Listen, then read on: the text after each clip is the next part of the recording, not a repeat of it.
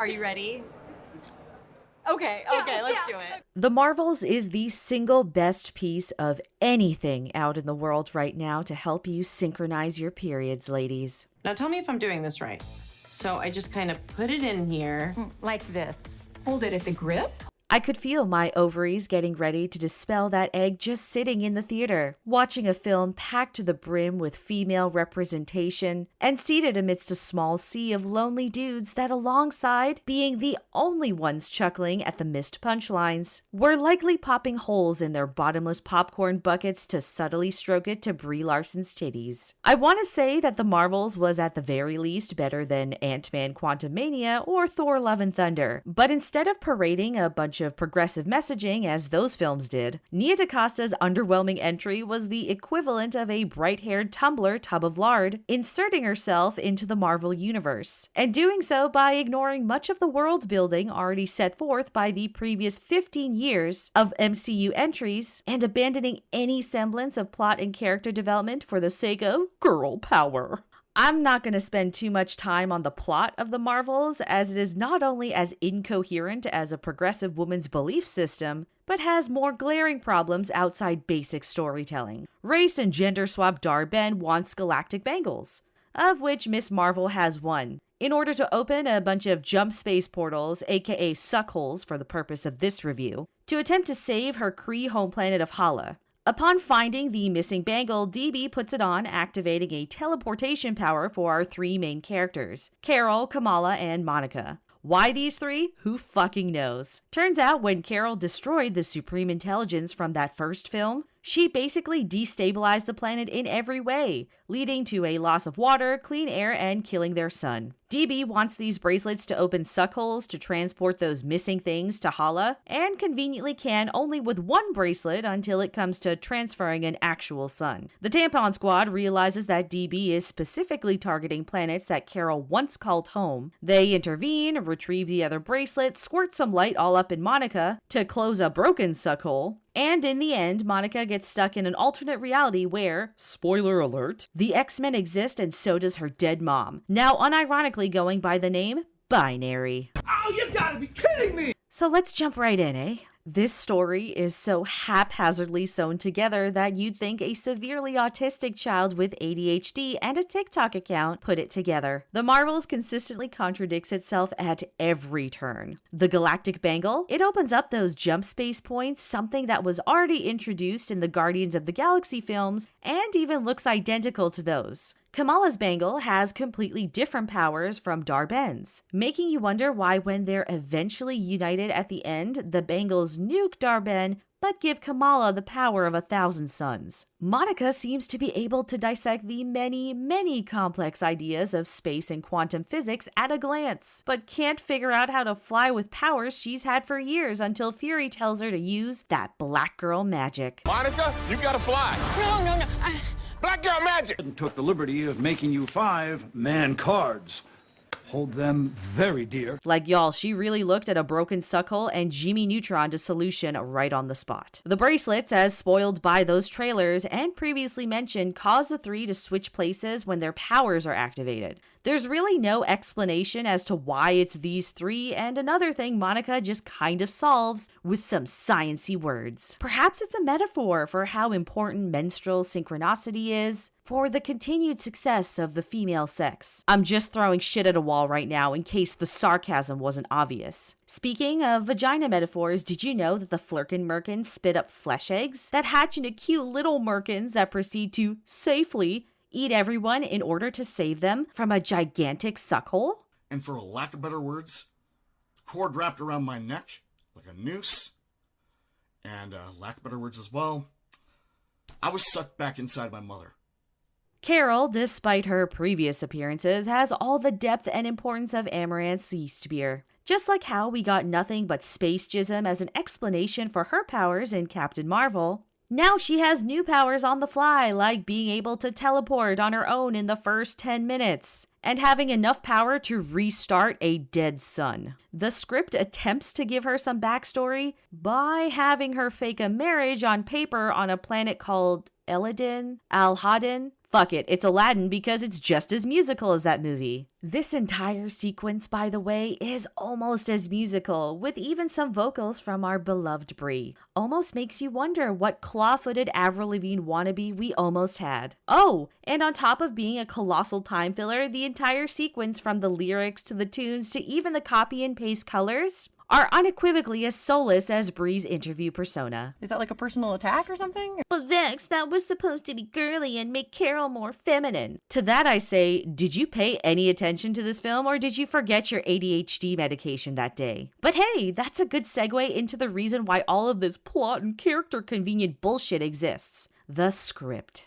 Going into the Marvels, I was really expecting She-Hulk levels of irritating female characters. Instead, it's as though Disney caught on and cut out basically all the political bullshit, which actually doesn't help the film at all because it's painfully obvious just how much has been removed. The first 10 minutes are so poorly edited that you'd wonder if you got the wrong cut of the film or just scraps from the editing room. After that, you begin to notice that all the character problems I pointed out before, along with many others, were clearly explained or explored but then cut out. Additionally, the amount of reshoots are equally obvious, what with the jarring changes in makeup on all three leads, the very stark inconsistencies with overall tone, and Monica's fluctuating booty size due to her real-life pregnancy. If we travel along this line of thought further, you eventually reach the question of what the actual fuck was the point of bringing Miss Marvel, Captain Marvel, and Black Marvel together if you aren't even going to genuinely bond them. What made those first few phases of the MCU so memorable was that through trials and tribulations, characters ended up bonding and therefore building strong relationships that were reflected on the battlefield. Remember how memorable that final fight scene in Wakanda was in Infinity War? The singular largest driving force of this entire film is girl power, and unsurprisingly, like most chicks, the writing room assumes a bunch of cutesy one-liners and over-the-top adoration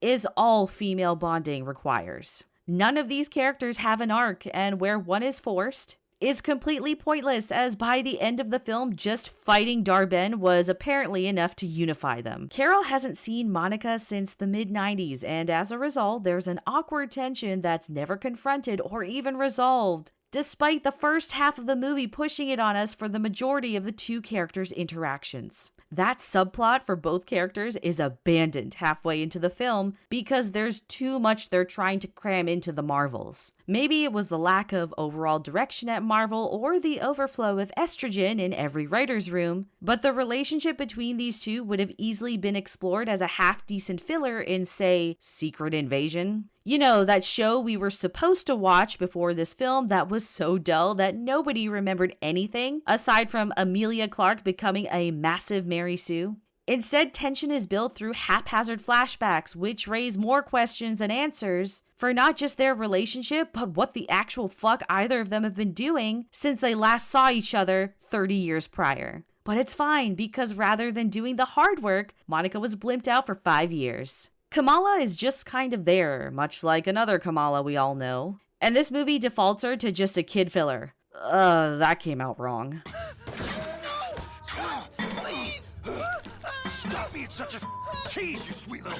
Aside from being there just out of convenience, all she ends up being is the discount tandoori version of Nick Fury sent in to usher the Ovary Squad. I mean Young Avengers. With a scene featuring Kate Bishop and references to socialist princess Cassie Lang. You'd think with a premise like switching places when activating powers would allow for some very manageable scenes where the switching would perhaps force the ladies to go rescue someone or something in different places. Oh wait, they do that in one scene where Dar-Benn tries to suck the air out of a Skrull colony. But that scene ends up being for naught because it narrows down the switching to a novelty at best when you notice that all three can use their powers without switching, undoing the only reason these chicks were even brought together. This entire scene as well actually would have propelled some fascinating development between Kamala and Carol, whereupon seeing Carol just ditch a bunch of Skrulls to save others would shatter Kamala's obsessive adoration of Captain Marvel, thus leading to not only the potential for a genuine relationship relationship to form, but also transforming Carol into more of a team player as opposed to the lone leader she's grown accustomed to being. There was a lot I wanted to like about Zaw Ashton's Darben, race and gender swapping aside. I think she's a good actress, and for what the script gave her, she did pretty well. It's just unfortunate that her villain does much of what every other Disney villain does the last decade. Try to be relatable. As previously mentioned, Darben is trying to save Hala, as after Captain Marvel destroyed the Supreme Intelligence from the first film, which is shown in this film instead, led to not only a loss of the natural resources, but also 30 years of civil war that damaged their son? Yeah, I don't know how that last one works, but whatever, we're already tits deep in shit anyways. It's thrown into a line of dialogue that the people of Kree were brainwashed over the course of a millennia by the Supreme Intelligence as well, which now knowing makes Captain Marvel not a hero, but a genocidal maniac for attempting to eradicate an entire species for the sake of the Skrulls, who we've learned time and time again are already scattered at various colonies across the universe. Hey, wait a minute. Being alright with eliminating an entire race to kind of suck up to another one? This sounds a little too on the nose, doesn't it, Disney? I would have just loved for Darben to just be straight up batshit insane. I want to cheer her on as hard as I did Homelander because much like the boys, the villain is the only compelling part of the Marvels. With all the obvious virtue signaling gone, the diversity checkmarks aside from Darben's swapping aren't lost. The only noticeable white dudes to show up are either Darben's henchmen or some random dancers on Aladdin. Everyone else is colorful for the sake of it. It actually raises some more points of contention, specifically with Miss Marvel. Do y'all know what brown families are actually like? Disney and Marvel want brown representation, but made Mama Khan a Kree fighting Spitfire, and Papa Khan a bumbling idiot, droning out about 401ks to aliens, and smothering a Kree warrior with a mop. Deadass. They apply the same Western standards to an Eastern people rather than adapting, Muslim or Indian fucking culture, where we all know this Biddy Kamala would have been backhanded 3 ways to Sunday for the shit she's involved in.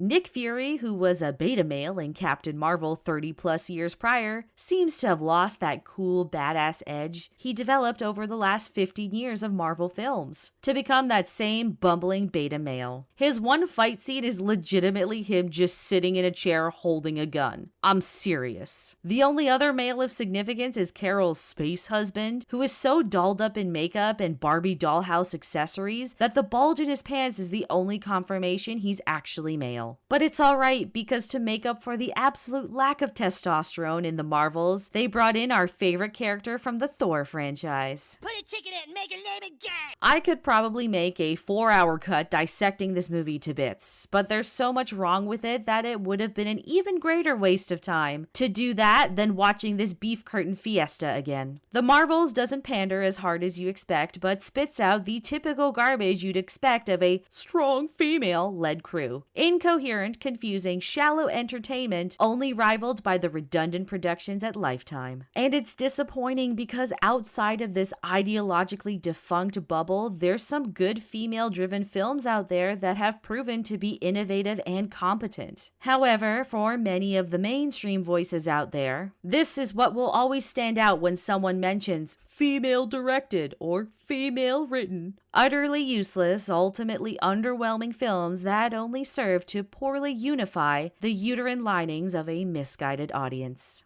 Perfect. Put your finger. And just push it a little more. What I always say. Anyways, that's all I've got for today. Thanks for stopping by and stay frosty, friends.